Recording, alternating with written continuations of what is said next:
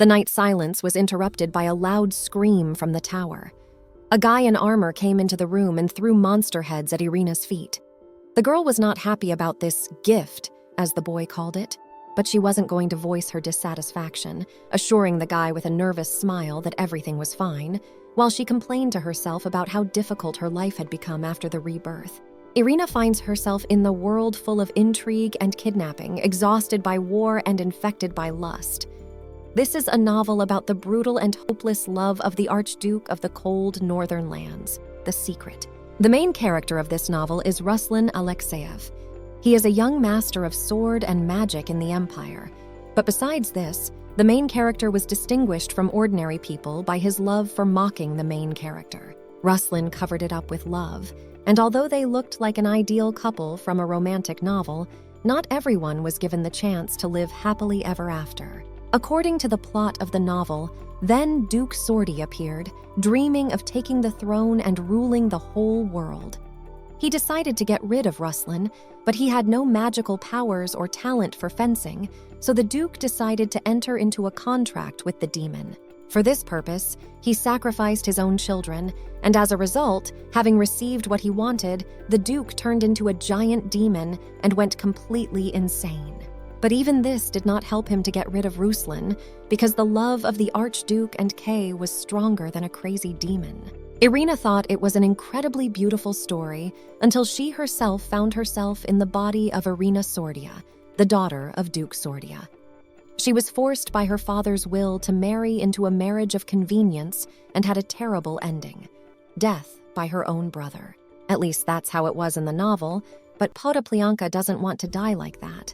However, her thoughts are interrupted by a guy asking her a question, seemingly realizing that Irina did not like his gift of monster heads. Irina hastily replies that this is not the case, noting that these monsters are just very large, indignantly wondering who gives someone the heads of demons, but realizing that if she says this out loud, it will cost her her life.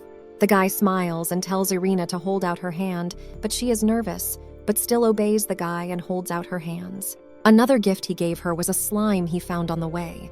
The girl is confused and angry with herself, another demon. The guy sees that Irina is not happy and asks the girl about it with a displeased face, to which she smiles brightly and says that everything is fine and she likes the slime very much, noting that it is tender and soft. This seems to satisfy the guy and he even smiles, after which he walks away, which confuses Irina, but she says nothing. Only when the guy leaves the room, the girl remarks to the void that he could have taken the heads of the demons with him. But waving her hand, Irina says that she will clean up later and falls apart on her bed, thinking about how hard it is to live in another world. But it's good that she at least knows where she is. The girl is happy and says that this is the main privilege of being caught, because since she knows the original story, she can change it. Irina mocks the Duke and says that she will get out of here and live happily ever after. But suddenly the slime in her hand moves, attracting the girl's attention, and she assumes that the demon reacted to her emotions, noting that the slime seems to calm her down and is also pleasant to the touch. However, the next moment, Irina begins to get angry that she was not reborn in the body of the novel's protagonist, but in the body of the unfortunate Irina. But quickly pulling herself together, the girl tells herself not to envy the main characters and to think about herself and her fate, and begins to make plans for the future. Firstly, while she is underage, she can turn a blind eye to everything, and secondly, she can marry the main character, and then quickly file for divorce and run away with her share of the money. Next, Irina plans to find a nice, handsome man and live happily ever after with him, but at this moment, she starts thinking about how she wants to touch the protagonist's lips, which is why the slime breaks out of her hand and runs away under the bed. The girl is shocked to see this, gets down from the bed and looks under it in search of the fugitive, assuring the slime that she will not hurt him and assuming that she squeezed the slime too hard. When she finds the demon under the bed, Irina notices that it has turned red, which confuses her, but guessing, she asks if it is because of her words about the kiss, to which the slime blushes even more. Irina smiles and says she won't talk about it anymore and calls the slime to her, and it comes out from under the bed. Meanwhile, the girl wonders if slimes are intelligent at all and asks if the slime understands her, and it starts jumping happily, making Irina shine like a miracle. But their sweet conversation was interrupted by a red-headed girl who flew into Irina's room, saying it was time to eat. But when she saw the corpses of demons on the floor, she started to ask Irina how they got into her room and what she was doing on the floor. Irina evasively replied that she was doing nothing and quickly changed the subject, asking if she could go out and, after receiving permission, followed the red-headed girl. When she got to the kitchen, Irina saw the servants finishing their meal. The head maid reprimanded the girl for being late, and the servants echoed her remarks, saying with mocking smiles that they had eaten almost everything while they were waiting for her. The girl only parried the servants' mockery by saying that they had not even warned her about the dinner and had called her later on purpose. If the real Irina were in her place, she would have been offended, but the servants' words did not hurt our little girl. So Irina calmly sat down at the table and picked up a spoon to start eating when she suddenly received a blow to her arm and dropped the spoon. The head maid hit her with a disgruntled face and reprimanded her for not holding the spoon properly. The young lady calmly listens to the head maid condemn her for her manners. But before she can return to eating, the soup bowl is taken from under her nose and given to the red-headed girl. This time, Irina is no longer silent, saying that she hasn't even touched the food, but she is not listened to, interrupting her and saying that lunchtime is over. Irina is furious with herself. She hasn't even eaten a crumb. The head maid leaves, saying she has things to do, and only the confused red-headed girl, Bella, and the furious Irina remain in the kitchen. Bella apologizes, saying that she did not know that Irina had already eaten, and that if she had known, she would not have called her, adding that Rosa, the head maid, is doing all this for the girl's good. Irina continues to be angry with herself, barely restraining the urge to say a few kind words to Bella, but realizes that this will backfire on her. While Bella continued to lecture Irina about how it would be better for her, the slime that had been in the girl's pocket all along jumped out and jumped on the redhead, but before she could realize what was happening, she passed out.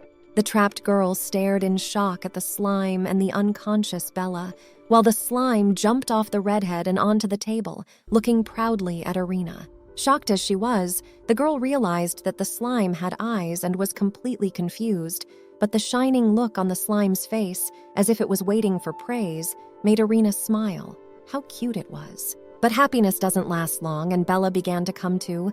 Irina was about to knock the redhead out with a tray, but changed her mind.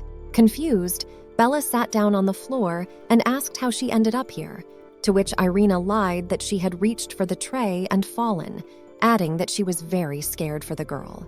The redhead is suspicious of Irina's words, but chases her away, saying that she has to clean up. The girl obediently goes to her room, thinking that it was a perfect crime. In her room, Irina is relieved that the slime was not caught, but now she has many questions about it. Can slimes really erase memory? Most likely not, because slimes are the lowest of demons. Irina asks her little friend if he is special, and the slime blushes slightly. The young lady is happy to be understood and notes that she has a very smart slime, thanking him for today. The slime dances happily in response to the praise, to which Irina smiles and remarks that she has met other slimes before and wonders if she can find any information about her little friend in books. But she adds that she is locked up here, so she won't be able to get into the library, but she can try to sneak in. Suddenly, the girl complains about how hungry she is and that she hasn't been given even a little food. Because of her hunger, she doesn't even have the strength to be angry with the servants. Remembering the slime and asking if he is hungry too, Irina realizes that the demon is not there. Before she can figure out where the slime has gone, she smells a delicious smell from the window, recognizing the smell of mushroom soup and shrimp pasta with tomato sauce. Suddenly, a slime appears in the window with the dishes the girl smelled, and overjoyed, Irina starts eating the food, barely holding back her tears because everything tastes so good. When she is full, Irina begins to praise the slime, which makes him run away again through the window, returning a moment later with a dessert for the girl. The girl can't hold back her tears of happiness and tells the slime that they will always be friends, and the demon is very happy to hear it. While the girl was enjoying her desserts, the slime climbed to Irina's desk and took a pen and started writing something. The young lady watched the demon with interest, and when he handed her a piece of paper, Irina saw the word print written with a mistake, but carefully. Realizing that the slime meant to write friend, the girl beamed with joy that he could also write, calling him a genius. Irina was pleasantly surprised that people wanted to be friends with her because she had no friends before. She says she is counting on slime, which he is very happy about. However, the girl adds that it is not safe for the slime to stay here, but he does not listen to her, and Irina continues with concern that if the slime is seen by the Duke, nothing good will happen. The slime confidently shows that he is not afraid and that Irina can trust him, and she agrees. But on one condition, the demon will prove that he can be trusted, so they go to the library. Irina tells the slime to hide and enters the library, where she is met by a librarian with a displeased face. The girl does not care, and if she is reported, she will say that she was looking for information about Ruslan's family. While looking for the right book, Irina comes across a book about Ruslan and quickly reads it. She notes to herself that the main character has both power and money. The slime does not restrain his curiosity and gets out of his pocket, but the girl quickly puts it back in, ordering him to hide. And so Irina finds the book she needs, the Dictionary of Demons of the North, from slimes to golems. But there are problems that are not talked about, short stature and high shelves that cannot be reached. The girl thinks about asking the librarian for help, but realizes that it is useless and starts puzzling over how to get the book, and the slime comes out of her pocket again and offers to help, and Irina laughs. She asked how the slime was going to help her, but the girl did not hear the answer to her question. Suddenly feeling a gloomy atmosphere and looking around, stared at the guy who had sold her the slime. The girl screamed out of surprise, and the guy asked her why she was so scared. Was he really that scary? Irina replied that she was not, but quickly changed the subject, saying that she wanted to know more about the slime he had given her. The guy wondered if Irina really liked his gift, and she replied even more confusedly that she did, not understanding why they were being so polite to her. Suddenly, the boy quietly remarked that the slime did not smell of blood, unlike himself, and Irina asked him again, and the boy asked the girl if she liked demons. Irina said no, and the guy parried by asking why she had thrown away the diamonds he had given her. The girl replied that she had no idea what diamonds he was talking about, saying she hadn't seen anything. Confused, the guy says that the servant was supposed to give Irina the diamonds, to which the girl is angry with herself. The servants went so far as to steal her diamonds? It can't be. The young lady asks her friend if he gave the diamonds to the servant, and he clearly answers yes. Irina notes with a bitter tear that the servant must have taken the gift for himself because she was not given anything. The young man frowns at this news and is about to go to investigate, but the girl tries to stop him. Hearing brother in his direction, the guy froze in his tracks and turned to Irina with a murderous look and asked her what she called him. The girl was nervous. Did she make a mistake? Having already buried herself, she explained that she just wanted to stop the guy, but he ordered her to repeat what Irina called him, and she obediently repeated, "Brother." But the guy did nothing, just asked why she stopped him. Irina confusedly points to the book she needs and asks him to get it. Since the guy is taller than her, he agrees, saying that brother will help. He notes that it is not surprising that she asked him for help. The book is really high. The girl is glad to have survived, but does not understand the guy's reaction, while he continues to say that if she has a hard time, brother can carry the books for her. This scares Irina, but she doesn't say anything. So the guy helps her carry the books to her room, and she thanks him with a warm smile and for the slime, saying that she didn't thank him then. The guy says that next time he will grab a bigger slime for her, but Irina assures him that it is not necessary, and she likes the one she has. Suddenly, one of the servants bursts into the room and starts to make comments to Irina that she is a lazy girl. But when she sees the boy, she is frightened and says hello. The young man turns to the servant with a murderous look and asks her how she dared to enter Irina's room without knocking. Has the servant gone completely mad? Does she think that Irina is not her mistress? The servant, pressing against the door with a trembling voice, tries to assure the boy that he has misunderstood everything. But the boy does not calm down, throwing lightning bolts in rage. He orders all the servants to gather, to which the servant apologizes and says it will not happen again. The young man asks why she is ignoring his order. The servant denies it in fright and runs to call all the servants. Returning to his girlfriend, the young man said that he would deal with the servants and told her to rest and left. Irina, left alone, shone. She did not think that Valentine, the boy's name, valued his sister so much, that is, her. Irina hopes that Valentine will take revenge for her, and the slime supports her. But the girl thinks that it is somehow wrong to call a slime just a slime. But what name should she give her little friend? Mayakish? It's hard. But the slime seems to like any of Irina's ideas. However, she thinks it won't work and will think about it later. In the meantime, the young lady starts reading the book, thinking that maybe it will help her choose a name. On the very first page, they find a chapter about the world's strongest slime and learn that the tallest demon can become a slime if he uses up all his power. Also, some slimes eat other species and completely imitate them, but this is not proven. But there is no more information in the book, which upsets Irina, but not the slime. The girl offers a deal. She tells the demon one of her secrets, and the demon shares his with her. Irina was about to tell her friend her secret, but when she heard someone coming, she told the slime to hide.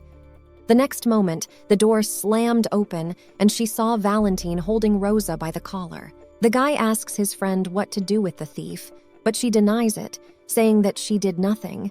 But the guy shuts her up by saying that he was talking to his sister. Rosa continues to say that Valentine began to treat her like this after Irina's words and tries to scare the boy with his father, Duke Sordia.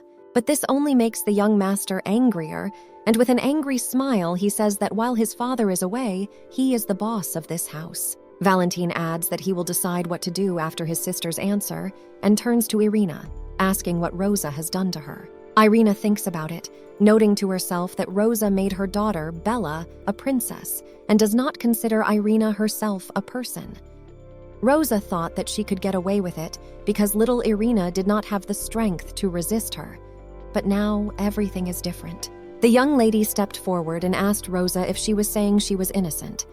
After the way she treated Irina unfairly, the girl clutches the edge of her dress and says that she did not lie, she really did not receive any jewelry, Rosa took her Valentine's gift, and now she wants to make Irina look like a liar. Shedding a tear, the young lady says that this is too much. The best defense is an offense. Rose is shocked by Irina's courage, clearly not expecting this, and the headmaid tries to get out of it by saying that the girl is lying and trying to slander her. Valentine can't judge only from Irina's words. The headmaid was slapped for her words. Shocked, she asked Valentine what he was doing, to which he replied that he was doing the same thing she had done to his sister, promising that he would show the other servants the example of Rosa, so she should prepare for the worst. She shouts that the young man will regret it, but he parries, saying that the only one who will regret it is her. Valentine is about to leave his sister's room when he suddenly asks Irina if she wants anything. The girl beams and says that she would be happy with any gift from him. The guy smiles and says that he will find something that his sister will definitely like and leaves. With a sigh of relief, Irina takes the slime out from under the bed and starts spinning around the room with happiness, rejoicing in this small victory and what a cool brother she has. However, she wonders why she ever had a bad opinion of her brother. Valentine seems to care about her very much. Slime waves his little hand in response, and Irina laughs, wondering if he understands everything she says. But the young lady returns to their conversation about secrets and tells Slime that she is from another world. She doesn't know how she got here, and although she looks like Irina, she is not.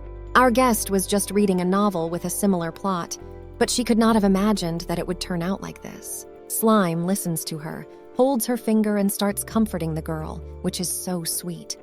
Irina says that she is very glad to have a friend like Slime and promises that if she ever gets rich, she will take care of him. The girl likes to dream about it, but she notices that the slime seems to be waiting for her story to continue. Irina is not sure if she wants to tell such a story to such a small child. The slime frowns and tries to show that it is not a baby. The girl laughs and still agrees to continue the story, but tells the demon not to be afraid. Irina tells the slime that this novel is for adults, but the slime does not understand what she is talking about.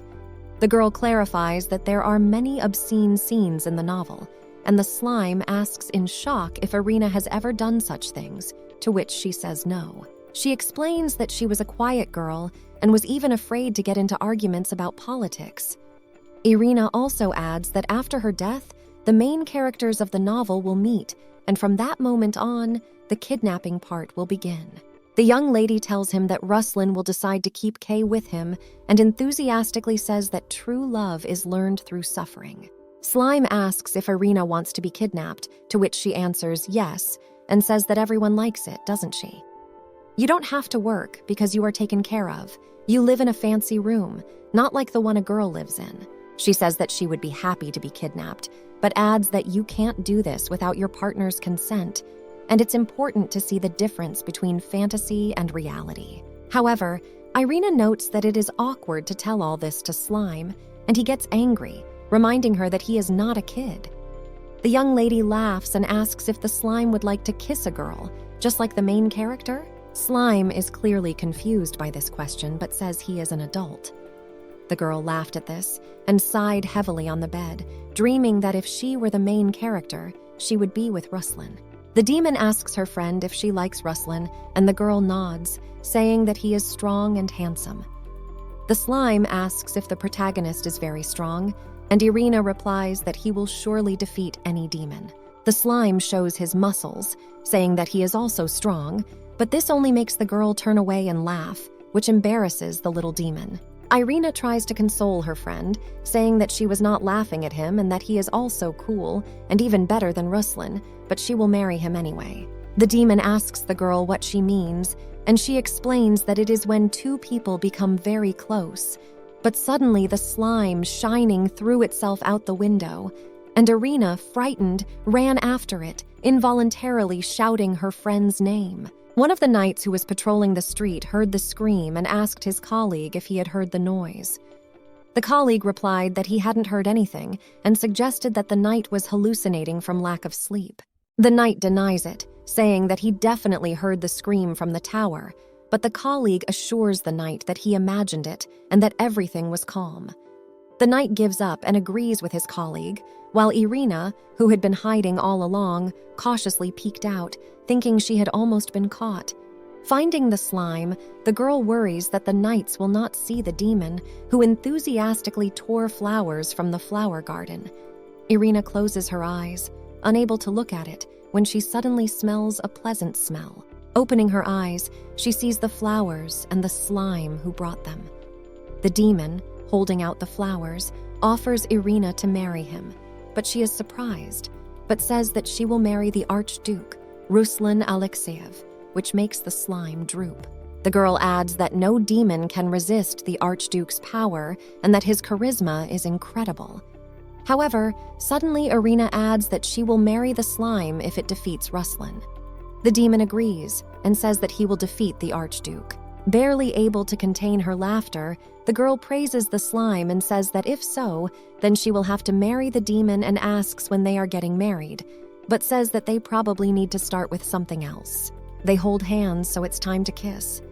Slime is overjoyed and says he will do everything himself. Irina lets out a laugh and says she will cover her eyes, but nothing happens. And being afraid that the slime has run away again, she opens her eyes and accidentally kisses the demon first. A desperate cry of the slime is heard from the tower. Irina apologizes for being the first to do it, but the slime has already run away in tears under the bed. The girl goes after the demon, trying to pull him out from under the bed, asking why he asked her to marry him if he was so embarrassed. Irina suggests that they return to this when he grows up, so that he is no longer embarrassed. Slime agrees. Meanwhile, Rosa, sitting in the prison of the Sordia estate, is angry with Valentine and says that when the Duke returns, she will take revenge on all those who have crossed her. The headmaid continues, now angry at Irina, believing that if she had disappeared, Bella would have been the heir to the family. However, Rosa promises that she will definitely get rid of the Duke's daughter.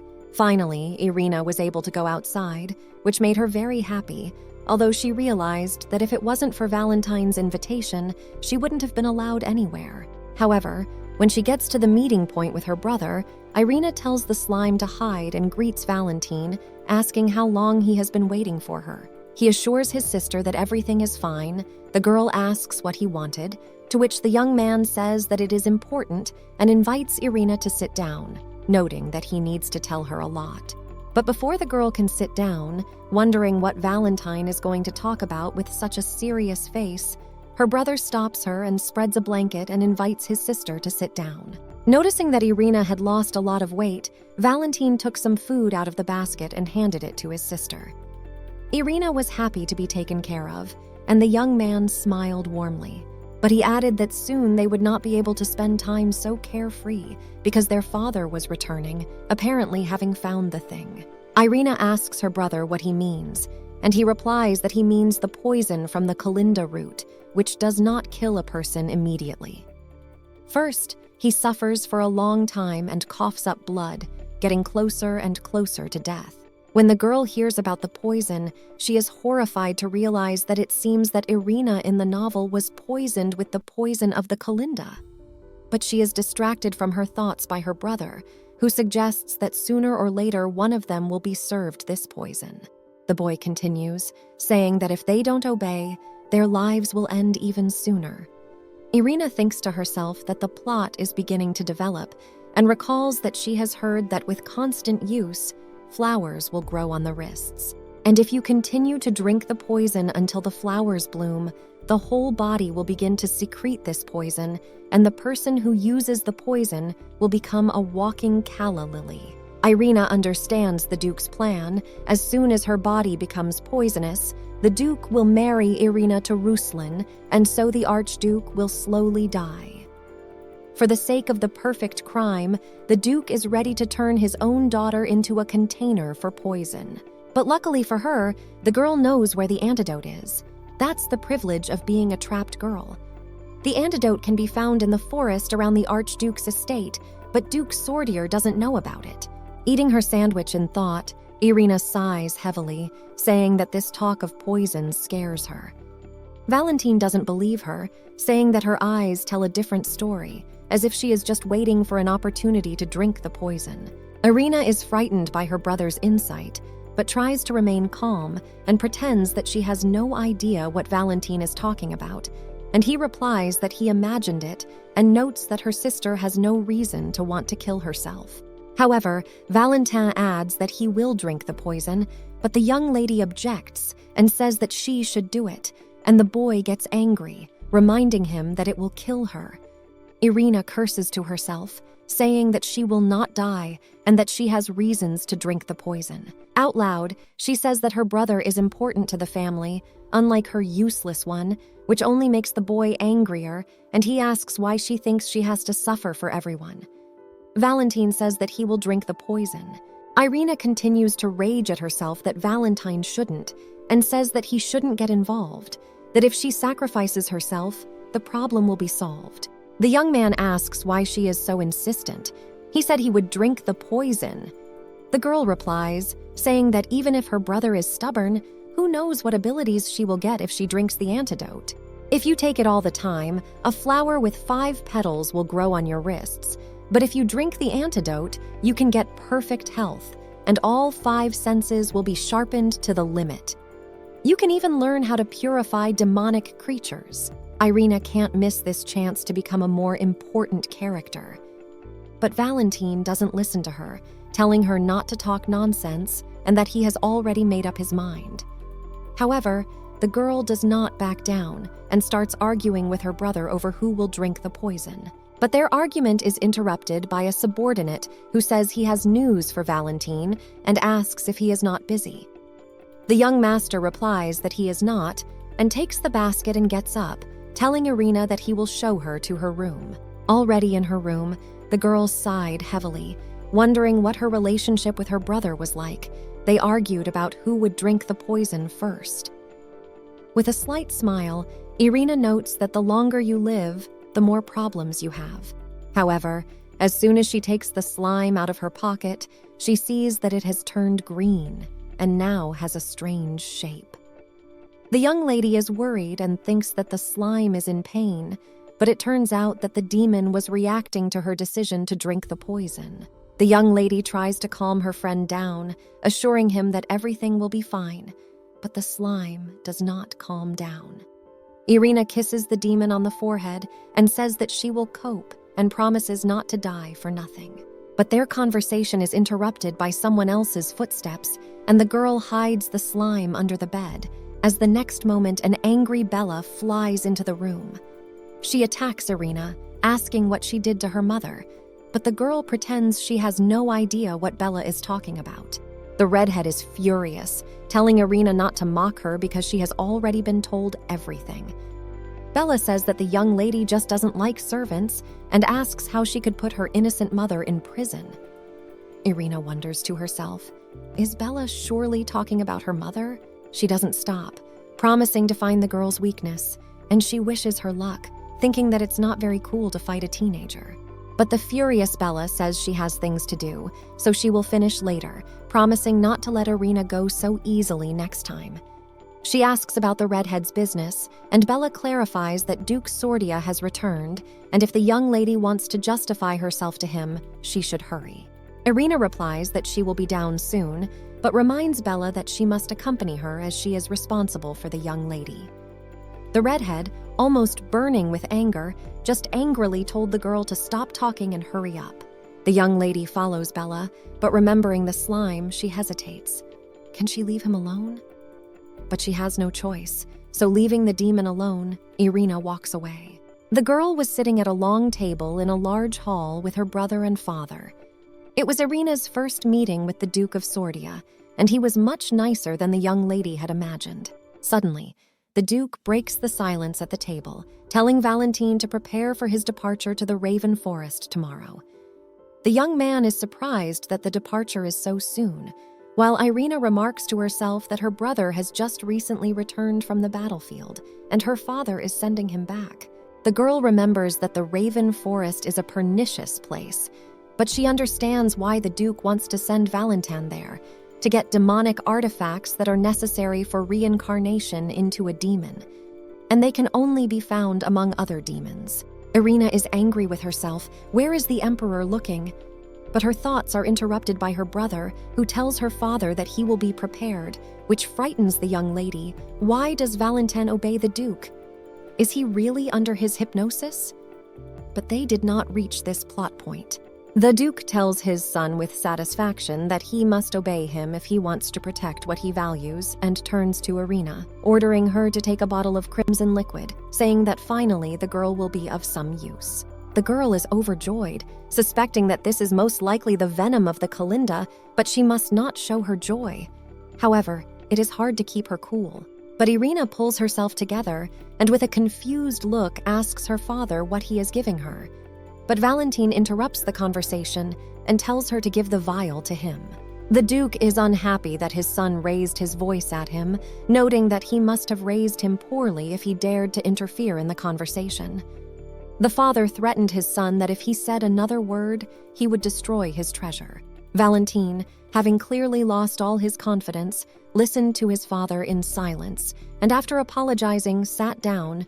The Duke said that he would forgive him for this rudeness, but only this time. Pouring poison into his wine, the Duke tells Irina to drink it, saying that it will turn her into a beautiful flower.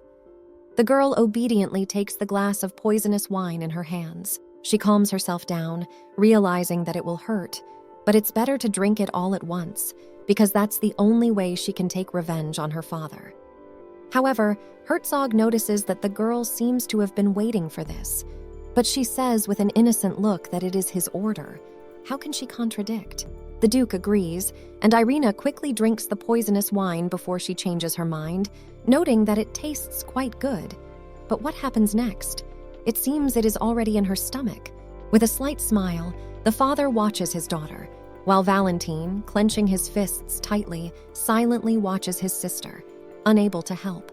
And in the doorway, Rosa whispers to Bella to watch carefully. It's only a little longer, and she will take Irina's place. The girl leaned on the wall and walked slowly down the corridor, not knowing where she was and where to go. Where was her room? Suddenly, she heard a familiar voice and realized that Rosa was standing in front of her. The headmaid pretended to be concerned and asked if Irina was feeling well, to which she was about to confidently answer that she was, but suddenly coughed up blood and, realizing that it was bad, told Rosa to let her through, to which she grabbed the girl and threw her into the room, telling her to rest properly. She also adds that the young master, Irina's only protector, will be leaving soon and expresses hope that the young lady is ready for the next challenge, after which she slams the door, leaving the girl alone. Irina quietly replies to the void that Rosa should not worry and that she will survive. And then, struggling to get up from the floor, falls onto the bed, noting that she did not think it would hurt so much, adding that it is worse than she thought to be in pain alone. Suddenly, a worried slime crawls out from under the bed, and the girl smiles slightly at him and asks if he hid well. The demon asks if she's hurt badly, and Irina assures him that she's fine. But she adds that she doesn't feel well and would rather sleep, apologizing and asking her friend to hide in case of emergency, and then falls asleep. When Irina wakes up, she feels that she is lying on something strange. Opening her eyes, she is frightened, but the slime reassures her, explaining that it is a slime bed. The young lady asks if the demon was warming her to make her feel better. The slime nods, and the young lady remarks how cute he is, like a kitten. She is surprised that slime can heal and says that he is the best. Slime asks again, and Irina explains that it means he's cool, and the demon is clearly happy to hear it. And the girl realizes that she is not alone. She has a slime. The young lady realizes that she feels better, although she still has pain. But the main thing is that she drank the poison. The girl thanks the slime, noting that if not for it, she would have suffered alone for a long time. But she wonders what will happen if the Duke sees the slime before she gets her power. Her father has taken away or destroyed everything Irina loved so much, and this case will be no exception. Irina orders the slime that if something happens, it must flee to the north. Slime objects, saying that he has to protect her, to which the girl sighs heavily and agrees that he is her protector and she is counting on him. Slime covers his friend with a blanket, for which she thanks him and promises to wrap herself up well, but asks him to listen to her. Irina repeats that in case of danger, the slime must flee to the north. The demon asks if she will go with him. The girl says that she cannot, but if the slime escapes, she promises to find him. The demon anxiously asks her if she is sure to stay, if she will die, and if she is feeling better. The young lady with a slight smile assures him that this pain will not kill her, because her fate is to die by the hand of her brother. The little friend confidently says that Valentine will win, to which Irina laughs, noting that it will not be easy. Slime gets upset and takes her friend's hand and tells her to appreciate life. The girl sighs. The slime is so gentle and kind. She says she understands and hugs her friend and offers to live happily ever after together. Meanwhile, Duke Sordier is in his study with his wards and asks if there is any news about the Archduke. But he was told that the Grand Duchy had been quite quiet lately. One of the wards reported that he had tracked him down, but it didn't help much. The Duke remarks that the Archduke has suddenly disappeared and that it has been a short time since he inherited the Great Duchy. And how can he have the conscience to just sit in the castle?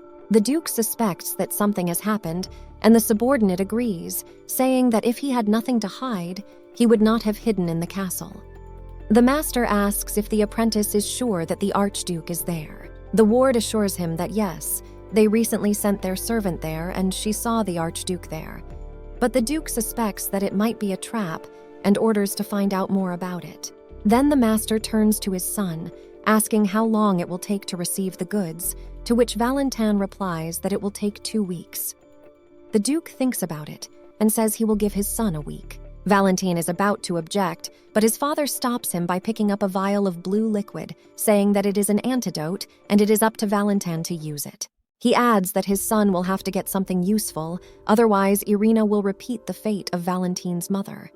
The young man involuntarily recalls his mother and how she coughed up blood. The boy grits his teeth and says that he will remember this for the rest of his life, and then, saying that he has to go, he leaves. The Duke remarks with a smile that Valentine is a stupid puppy and really resembles his mother, adding that his heir is too weak and at the same time angry that the Archduke has disappeared. However, pulling himself together, the Archduke asks how Irina and Valentine have been living during Guy's absence, ordering them to start with the idiot who just left, referring to his son. One of the subordinates reports that the young master may soon become a sword master, but his academic knowledge is poor due to his constant absence. But the Duke notes with satisfaction that stupid hunting dogs are more convenient to tame. The subordinate does not dare to object. The next one proudly asks for permission to report on Lady Irina's education, but the Duke interrupts him, noting that the papers say that his daughter visited the library and asks for what purpose. The subordinate explains that the other day they had a class on monsters, and perhaps the young lady was interested in it. The Duke clarifies, asking that Irina just wanted to know more about this topic. The subordinate assumes that this is true. The master is suspicious. His daughter has always been afraid of everything and did not remember anything. And then suddenly she went to the library? He would rather believe that Irina was under someone's influence than this. The Duke suspects that things are not so simple and orders his daughter to be watched more closely. Then the master orders Rosa to lock the door to Irina's room at night, and the headmaid enthusiastically says that she will do her best to fulfill the Duke's order. At night, the girl sees a dream where the main character of the novel, Kay, is washing the wounds of the Archduke. She says that it will burn a little, but Ruslan calmly watches the heroine. However, when Kay finishes, saying that Ruslan needs to rest, she is going to leave. Despite his wounds, the Archduke throws the girl on the bed, hovering over her and asking her not to leave. The protagonist, confused by Ruslan's actions, asks him to let her go, but he refuses, saying that if he lets her go, she will run away again. But at this point, Irina wakes up and sighs in despair that everything ended at such an interesting moment. Suddenly, some strange green liquid drips on her hand. She looks up and sees a creepy creature above her, with the same green liquid dripping from its tongue. Irina only has time to recognize the creature as a nightmare, as it pins her to the bed by the throat, hovering over her. The girl is sure that the Duke did it to teach her a lesson. The young lady's attempts to fight off the creature are futile. Her hands burn when she touches the demon. Irina tries to reassure herself that she can handle it. It's just a dream. She just has to wait until she wakes up. But she can't. It's painful and hard, and even though it's just a dream, she's still scared. With tears in her eyes, the girl cries out for help, although she realizes that it is useless. However, her requests were heard, and seeing a ray of light, Irina looked back and saw a slime with a small sword rushing at the creature that was strangling the girl. However, the attack of the little friend was in vain, and the creature threw the baby away with a slight movement of its hand.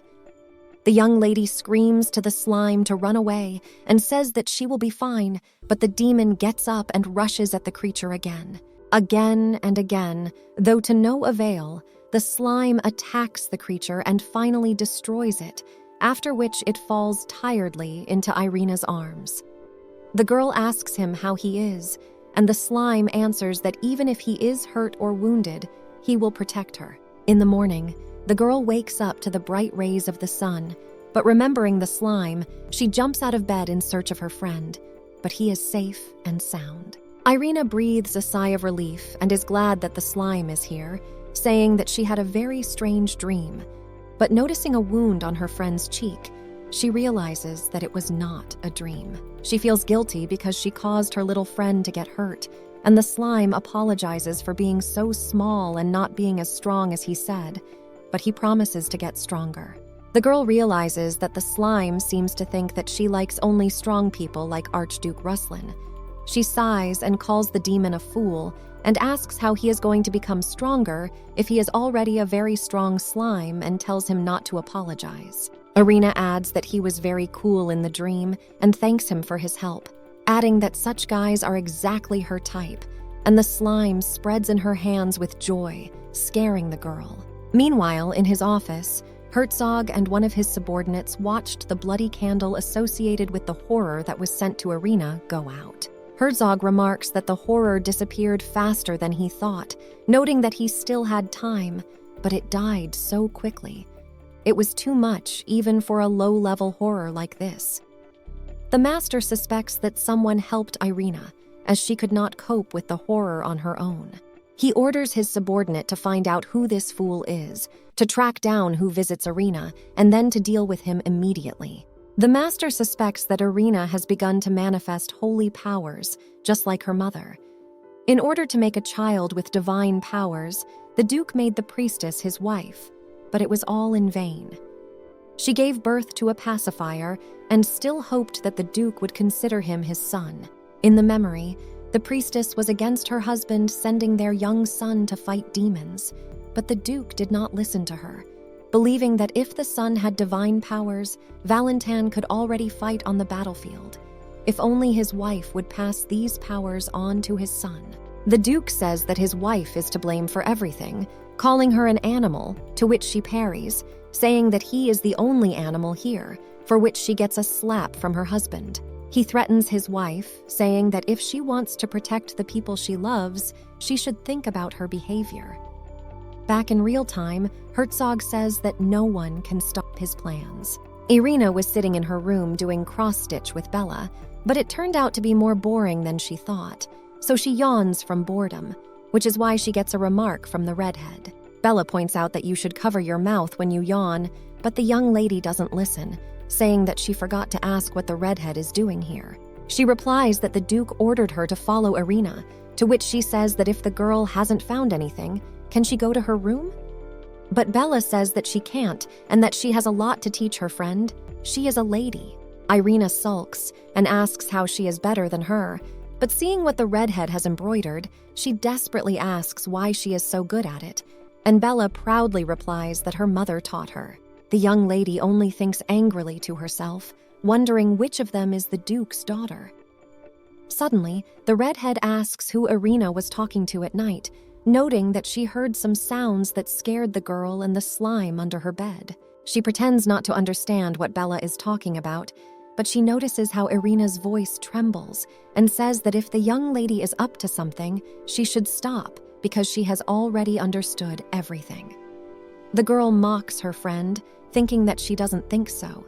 However, Bella continues to try to find out what Irina is up to which she objects, saying that she does not understand what she is talking about and that she has nothing to hide. But the redhead does not back down, saying that it is better for the girl to confess now because when her brother leaves, it will be too late. Irina is already angry, asking why Bella is threatening her.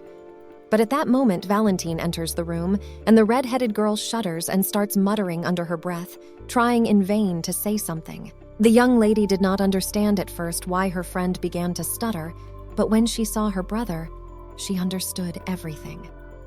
Valentin asked why Bella had stopped talking and told her to continue, asking what would happen when he left. The red-haired girl, frightened, said nothing, bowed and said she would leave, trying to quickly get away from the sin, but Valentin stopped her and told her to make them tea. Irina thanked her brother. Now the room was finally quiet, but asked why he had come. Valentin replied that he had come to say goodbye because he was leaving for the Raven Forest tonight. There was silence between them, but smiling warmly, the girl asked her brother to be careful and promised to wait for him. Valentin, seeing her warm smile, remembered his mother and smiled lightly in response and promised to return safe and sound. The young lady wondered how much her brother had become attached to her during this time. She even felt sorry for Valentin, hoping that he would be okay. However, she notices that her brother is in no hurry to leave, suspecting that he has something to say. Suddenly, Valentin is interested in what his sister has embroidered and asks how he likes her work, adding that it is a gift. The brother asks who the gift is for, and Irina, beaming, replies that it is for the slime, who came out from under the bed when he heard about himself. The girl called her friend over and showed him the handkerchief, while her brother seemed petrified. The slime was delighted with the gift, and Irina said that white color suited him very well, but they were interrupted by Valentine, who asked if her sister would give this handkerchief to the demon. She replied that she would. The brother said with a stone face that he understood and wanted to leave, but he ran into the door. The girl was confused by Valentine's behavior, but remembered that she had heard that knights going to war were given handkerchiefs for good luck. Perhaps that's why her brother reacted the way he did, because the handkerchief was not given to him, but to some slime. Irina came to her senses and stopped her brother and rummaged through her desk and pulled out a handkerchief with the Sordia emblem, which she handed to Valentine, asking him to take it with him. She added that she hoped that her brother would return with this handkerchief safe and sound. Valentine was obviously happy about this, but when his sister asked him if he liked it, he replied cautiously that it would be a good gift. But Irina added that she would like to ask her brother something, so she approached him and quietly asked where Valentine had taken the slime, to which he also quietly replied that he had taken it on the Celtic River. The young lady remembered that this was somewhere in the vicinity of the Bart Plain, where she had heard that it was very dangerous because demonic gates often appear there. So did her brother bring the slime from there? Valentine asks his sister if she wants to know about the slime, and she says that yes, she is very interested because her little friend is definitely not like the others, while the slime looks at her brother with distrust. He thinks about it and says that he will find out, and his sister asks how he is going to do it. Valentine calmly replies that he will pierce it once. He still has time before he leaves, but Irina and the slime clearly do not like it. Valentine sighs and says that he just wants to see. She doesn't know if she can trust her brother, but she has classes today, so she won't be able to take her friend with her. Irina planned to leave him in the room, but if the maid knows the demon, she will definitely kill him. In that case, it would probably be better to leave the slime with her brother. The girl sighs and says that if Valentine torments the slime, he will get into huge trouble. Her brother asks her what she is talking about, and Irina thinks about it and says that she will hate Valentine with all her heart. The guy's face looks like a good motivation not to hurt the slime. The girl says that if her brother understands everything, he should give her his hand, thus giving Valentine his little friend. Irina adds that the brother and the slime shouldn't quarrel while she is away. The boy asks, confused, and the girl says that she has a lesson about monsters. Valentine was going to say something, but his sister didn't listen to him, saying that she was late and would be there soon, and then ran away. So Valentine and the slime were left alone. The boy clearly did not like this little demon, but if his sister was so interested in him, then nothing could be done. The boy had to watch the slime. He thought about where he had found it, the Bart Plain, where his father had sent him, and where the Celtic River flows. At the time, Valentine thought he was no different from an ordinary slime, but now that he had eyes and a mouth, it seemed very strange to the young master. But suddenly the slime jumped from the guy's hand to the floor.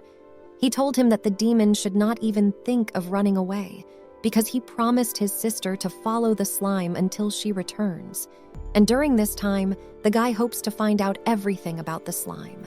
The slime ignores Valentine, but he recalls that the demon seemed to understand everything when Irina spoke earlier. However, the guy doesn't understand how an inferior demon can have a mind. It's too strange. The young master finds it even stranger that the slime survived in the area of the Celtic River, which is teeming with demons of the highest level. Valentine assumes that the slime is telepathic. He sees no other explanation, although slimes cannot use magic. But the guy thinks it's not that important because next to him, Irina always smiles. When before, she looked more like a lifeless doll, but now his sister has changed. Valentine looks at the slime and thinks that it seems to have become a good friend for his sister, especially since he doesn't see anything unusual or suspicious, so he just watches the demon for a while.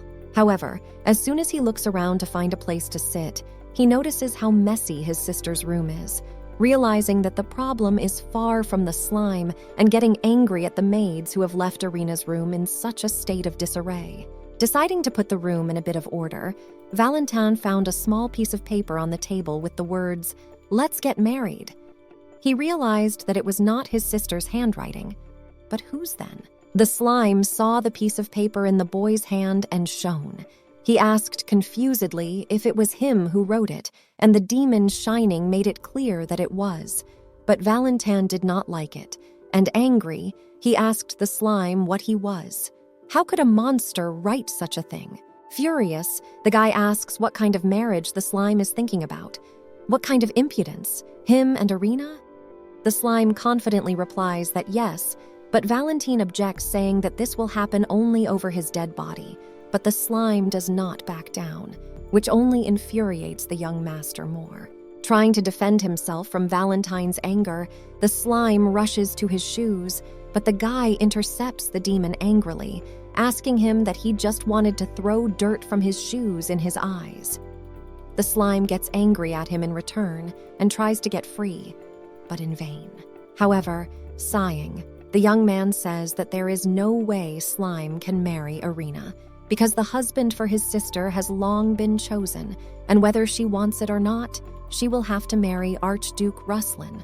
Or is the demon going to kill him?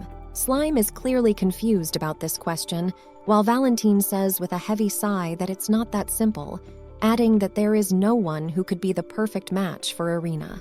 But the guy adds that his sister may not get married, thinking that when he inherits the title, he will need to come up with something so that his sister can really not get married if she wants. The slime jumped out of the young man's hand and took the pen and the leaf, which attracted Valentin's attention. Obviously interested in the fact that the slime could write, the young man sat down on the floor near the slime and began to follow the demon's actions. He wrote, "Person X." Valentin thought about it and asked if he meant that he was supposed to be the person Irina would marry. The guy sighs, saying that the demon did not understand. If he wants to be the perfect man, he has to look convincing, not like a snot, adding that he's no good at being a slime. In response to Valentin's words, the demon became square, which confused the young man, like a slime is hired to look not soft. The young master says that no matter how hard he tries, nothing will happen to marry Irina. A slime needs to be smart and have a better sword skills than her. The demon must be cold to others, but warm to the girl, and he must be able to dance and have good etiquette. But the most important thing is to save Irina from her father, and for that, he has to be incredibly strong. After some time, Irina returned to the room, but when she saw the slime square, she was frightened. Valentin explained that the demon was too self-confident, his ambitions were still running high. The girl doesn't understand what her brother is talking about and asks if he managed to find out anything about the true nature of the slime. The young man evasively says that there is too little time and he will ask the knights after they leave. The sister wonders if he is leaving already, as they seem to be traveling at night. Valentin says he has to get ready. As he is about to leave, he asks his sister to look after the slide, and she tells him not to worry about it with a warm smile. The brother adds that this is not something to joke about, and then leaves, promising to return soon. Irina asks the slime to return to its normal form, but the demon seems to like this one. The girl sighs, saying that she was going to give a handkerchief to the soft slime, to which the slime quickly returned to its normal form, and the young lady put the handkerchief on it like a cloak. The demon was very pleased with the gift, which amused the girl. Remembering something, she turned to her little friend when suddenly he reached into the cup of tea, to which Irina panicked and screamed that he could not eat human food, and took the slice from the cup and began to shake him, trying to help him spit it out. But it seems that the shaking did more harm to the slime than the tea he drank. The girl wondered if the monster dictionary was wrong. Looks like she'll have to go to the library again. While the young lady was trying to bring her friend back to her senses after the shaking, Rosa was listening attentively outside the door. Irina was in the library, flipping through one of the books with a thoughtful look. The book said that slimes do not have intelligence and writing, so they cannot use magic, and slimes do not tolerate water and are sensitive to acids, so they live mainly in the mountains and on the plains, not appearing on the shores of seas and rivers. The girl thinks this is strange because her little friend definitely used magic when he destroyed the nightmare. Is her little friend a slime? Maybe he belongs to some similar species. Irina sighs and thinks that this book is useless and she needs to look for another one. Suddenly, a familiar voice comes from behind her, addressing the girl with the same familiar Lady Sordia, and she turns around, wondering where the headmaid came from. Rosa remarked that she could only read once a week, but Irina replied that this week was her first time. The headmaid politely apologizes, but when the girl tries to leave her, Rosa follows her like a shadow wherever the young lady goes. This alarms Lady Sordia, and so she decides to call it a day. At the same moment, the headmaid informs her that breakfast will be served soon and that a dish of jamon has been prepared for Irina. The girl asks why Rosa is suddenly so attentive to her, and she pretends with a tight smile that she does not understand what she is talking about. Lady Sordia remarks to herself that the servant is usually angry, so why is she so nervous now? Now that Valentine has left, she has no one to ask for help, but remembering the slime, she calms down and asks Rosa to take her to the dining room. After a delicious meal, Irina, happy with her breakfast, said that all she needed was dessert, but the slime took it as a request and got out of her friend's pocket and ran to the kitchen. Frightened, she whispered and tried to stop her friend, but he did not listen to her. One of the servants came up to Irina and asked if something had happened, to which the girl had to pull herself together and answer that everything was fine, panicking and thinking to herself that the slime was not caught. Once in the kitchen, the demon witnessed an interesting conversation between Rosa and the other servants, asking how Bella was doing. When the woman found out that she was sleeping, she ordered them not to wake her daughter, because she didn't need to know about it.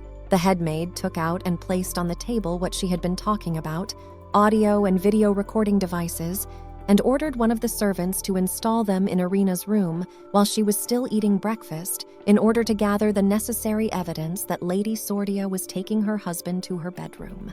Rosa is sure of this, as she has heard voices outside the door every night.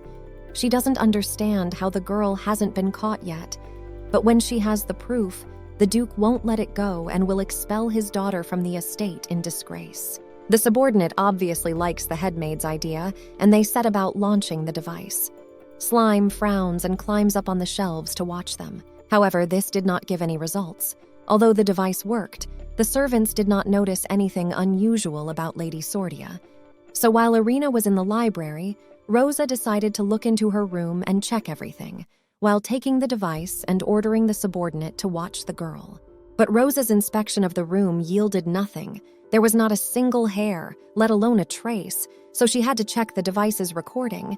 But the headmaid is distracted by the books on Irina's desk, or rather, books about demons. This leads the servant to think that Lady Sordia is meeting with a knight from the fighter squad. But then Irina returns to the room. The girl asks what Rosa is doing in her room, to which she says that she has decided to clean it, but the young lady does not believe her, asking why she decided to do it with her bare hands.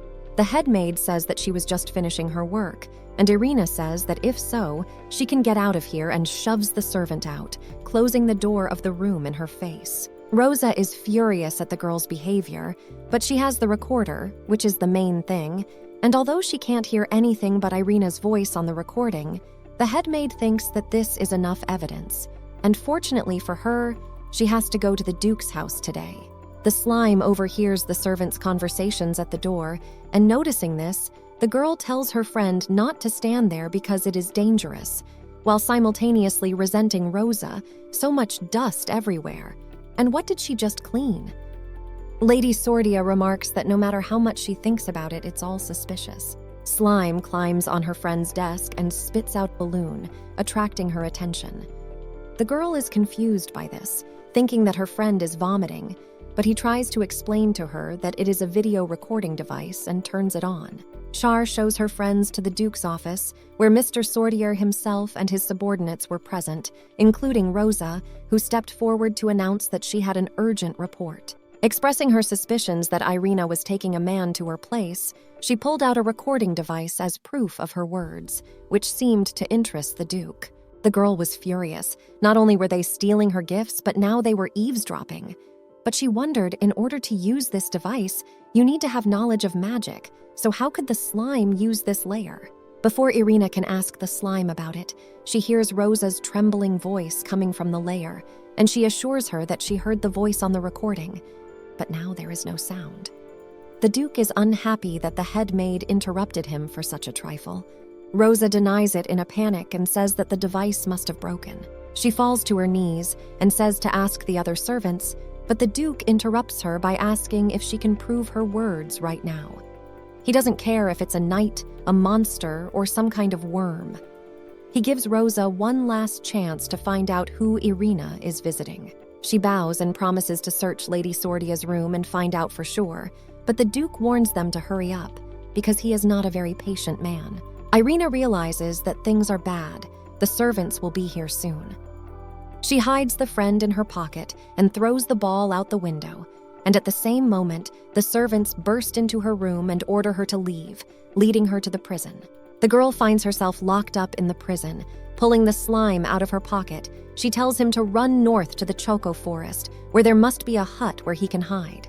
The slime doesn't want to go, but Irina holds it up to a small window and tells him to go, promising that she will be fine. Now the girl is calm, her friend is safe, but he forgot his handkerchief, which is sad, but the main thing is that the slime is safe. However, before she can think about it, she hears a noise and turns around to see a slime with a recording device and a small bag. The bag contains bread, and the girl is overjoyed, but quickly comes to her senses and asks the demon why he has returned. But the slime doesn't listen to her, while Irina is in no hurry to chase it away, doomedly realizing that it's useless. She notes that she should have been more attentive in magic lessons, but if only she had known that this would happen. Lady Sordia asks if her friend has the power of transference, and the slime asks in confusion. Irina explains that she has heard that with the help of transference magic, you can move wherever you want, but it seems that the demon does not know how to do this, which disappoints the girl. Lady Sordia is also worried that slime will be caught, but he tries to calm her down by offering her something to eat, and she thanks him, saying that she will eat and pull herself together.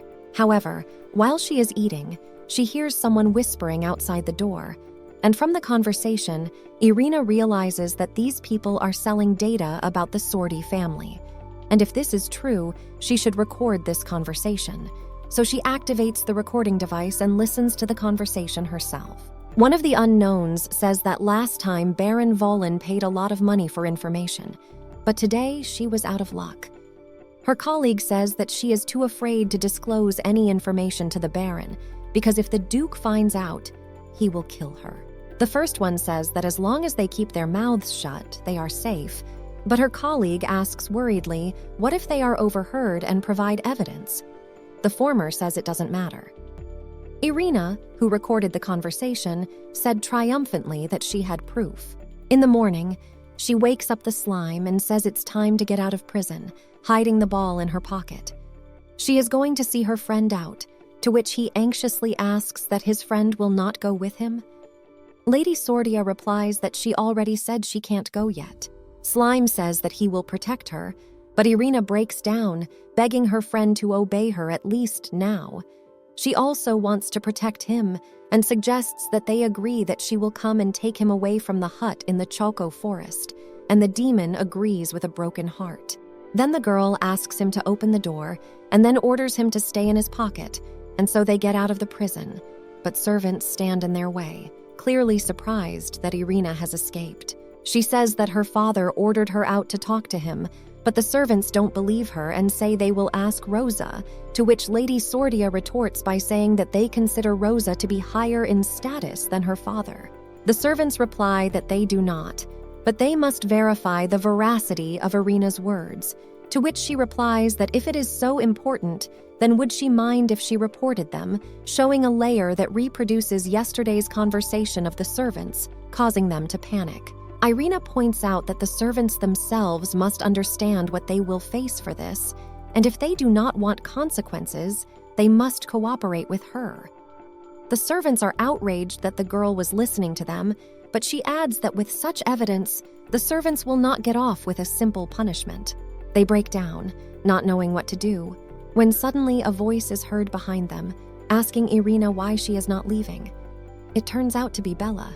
She says that it was she who opened the door on the Duke's orders and asks if she can take Lady Sordia with her, to which the servants give permission and the friends leave.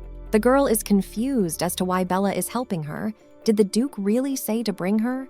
But the redhead is not taking her friend to her father, so Irina asks where they are going, but Bella does not answer. Lady Sordia remarks that she doesn't have time to follow her friend, to which she stops and reminds her that Irina seemed to want to release the slime. The girl freezes in place. How does Bella know about the slime? Bella tells her not to be surprised, noting that she learned about it not so long ago.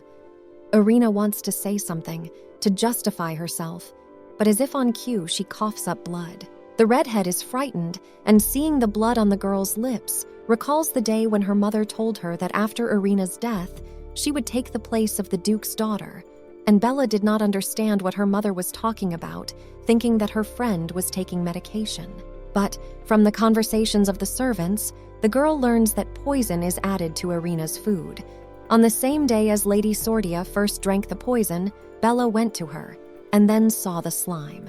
At first, the redhead thought the slime was dangerous, but when she saw how calm Irina was with it, Bella changed her mind. She said that she thought, what if everything she knew was not true? The girl was surprised. She asked, "What does it mean, Bella? She doesn't hate her." But she just said angrily that she hadn't said that she felt sympathy for Irina, so she shouldn't make up her own mind. Bella says that she is not doing this for her friend, but for herself, and that she doesn't want to be kept in the dark any longer. The redhead gives Lady Sordia 5 minutes, after which she beamingly thanks her friend and runs to the river behind the castle. There, she tells Slime to go down the river and asks him if he knows where the hut she mentioned is, telling him to wait for her there. She suggests that they meet when they grow up and gives the demon a handkerchief as a last gift, asking him never to lose it. Slime is crying. He doesn't want to leave, saying he can't leave her, but Irina says he can't, otherwise the Duke will kill him for sure. But Lady Sordia says that they will meet again, so he shouldn't cry. With tears in his eyes, Slime promises to become stronger and come back, and then jumps into the river and swims away. Irina wishes him a safe journey, but immediately wipes her tears and runs back, as she has little time. On her way back, however, she does not find Bella, but hears her scream and runs to her, seeing Rosa hugging her daughter and the Duke. Rosa screams that her daughter is innocent and that she was just used, left with no other choice. Irina is shocked. How did her father end up here? The headmaid asks her daughter to tell her what Lady Sordia said to her, but she covers her cheek, which is red from the slap, and says nothing while her mother continues to justify her to the Duke. However, the master interrupts his subordinate by asking whether Rosa really believes that someone could have entered the Duke's estate and enjoyed secret meetings. Suddenly returning, the Duke turned to Irina, who was hiding behind a tree, asking what she would say to this. The girl realized that she had been burned, sighed heavily, and came out from behind the tree and said that she had no idea what her father was talking about and that she had never met anyone. Rosa shouts that she is lying, but the Duke says that since there is no proof, he will have to punish her, ordering the head maid to be imprisoned. Bella says that she saw Irina's slime and that she released it into the river near the estate. Lady Sordia screams in horror at her friend, but says she cannot let her mother die. The Duke asks Bella about the slime and orders everyone to search every meter around the estate and kill the demon. At the same time, the slime gets out of the river and decides that he will go with Irina anyway, but he is found by one of the Duke's subordinates, the teacher, Lady Sordia. Realizing that he was forced to find and kill him by his master, the man was not happy. The slime tries to escape, but is quickly caught up, blocking his path and pierced with a dagger. Believing that he had killed the slime, the subordinate took his handkerchief as proof to the Duke and left the demon to die.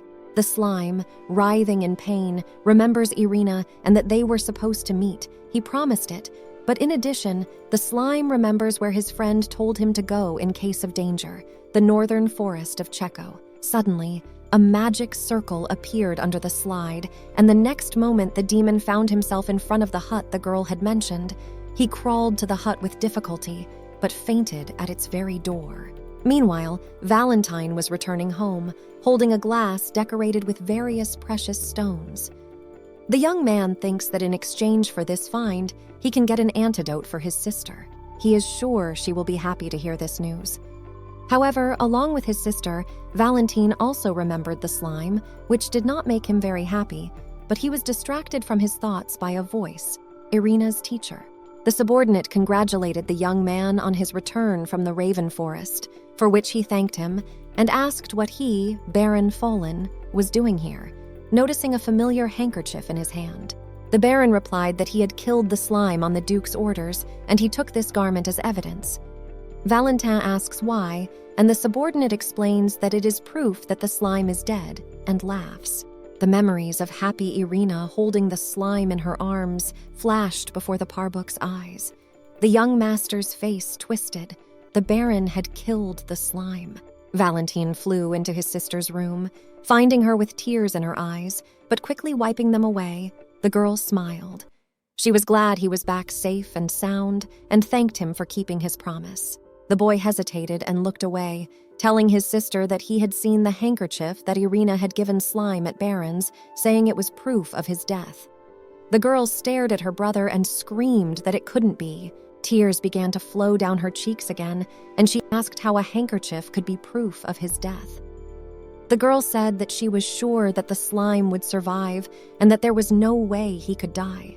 Valentine agrees and says that it really can't be.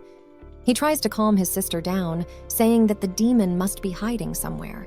Irina recalls that only the slime supported her in this lonely house. It is special and can use magic. The girl begs herself to keep her little friend alive. 5 years later. In the town, 2 women are discussing the upcoming debutante ball and the fact that they say that the very girl from the rumors will appear at this ball. It was about the youngest daughter of Duke Sordia. According to one of the women, the Duke's daughter was very ill and therefore did not go out, but she was rumored to be a beauty. Irina was sitting at a long table in a large hall when the Duke came in, and the servants greeted him, but before she could do so, her father interrupted her, asking how many calla lily petals were on her wrist. The girl answered 4, to which the Duke remarked that they were almost there. He informs her that the Archduke is about to return from the demon war, so by then the flower on Irina's wrist should be in full bloom. Lady Sordia is surprised, wondering to herself if the demon war is already over. Has the Archduke already closed all the magic gates and declared victory? But as far as she remembers, it should have taken much longer. How did it happen? The Duke asked if something had happened, and the daughter replied with an innocent look that she felt a little tight in her chest.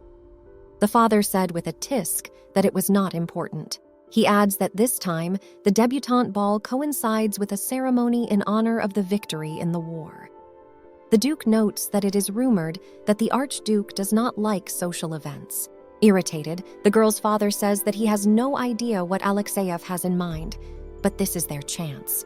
The Duke will make his move, and Irina should try to seduce Ruslan so that he will propose to her. The master also adds that since his daughter is destined to meet the Archduke on the street, she is allowed to leave the estate. Irina rejoices to herself. She is finally allowed. Now she will finally be able to escape from this unbearable estate.